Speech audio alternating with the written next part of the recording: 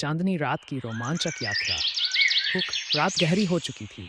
पूरा गांव गहरी नींद में सोया था, लेकिन अली की आंखों में नींद नहीं थी। चांदनी की दूधिया रोशनी में उसका मन एक अनजाने सफर पर जाने के लिए मचल रहा था, और उसका प्यारा बछड़ा मोटो भी उसकी इस अनोखी यात्रा में उसका साथ देने के लिए तैयार था। अली धीरे धीरे अपने घर के दरवाजे से बाहर निकला। उसके कदम हल्के थे ताकि कोई उसे देख न ले। मोटो खुशी खुशी उसकी तरफ आया और दोनों चुपचाप खेतों की ओर बढ़ने लगे। चांद की रोशनी चारों ओर फैली थी और रात किसी जादुई दुनिया जैसी लग रही थी। जैसे ही वे जंगल के अंदर पहुंचे, सब कुछ बदलने लगा। पेड़ों के पत्ते हल्की रोशनी से झिलमिला रहे थे और उनके कदमों के नीचे अपने आप एक सुनहरी चमकदार पगडंडी बनती जा रही थी। अली की आंखें चमक उठीं। ये तो कोई जादुई जंगल लगता है, उसने मोटो से कहा। अचानक एक खरगोश सामने आया, लेकिन ये कोई साधारण खरगोश नहीं था।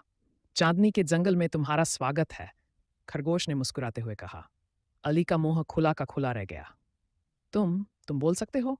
खरगोश ने हंसकर सिर हिलाया और आगे चल पड़ा। वे चलते चलते एक चमकते हुए तालाब के पास पहुंच गए। तालाब में असली सितारे नहा रहे थे। अली और मोटो मंत्रमुग्ध होकर देखने लगे। पेड़ों पर जुगनू झूमते हुए मधुर धुन बजा रहे थे।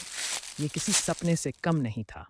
लेकिन तभी खरगोश ने चेतावनी दी, अगर तुम सूरज उगने से पहले वापस नहीं गए तो रास्ता हमेशा के लिए बंद हो जाएगा। अली और मोटो चौंक गए।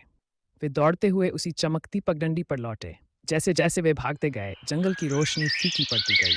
आखिरकार वे अपने गांव के खेतों में पहुंच गए। सुबह हुई। अली ने अपनी मुट्ठी खोली और वहां एक छोटा सा जगमगाता हुआ पत्थर रखा था।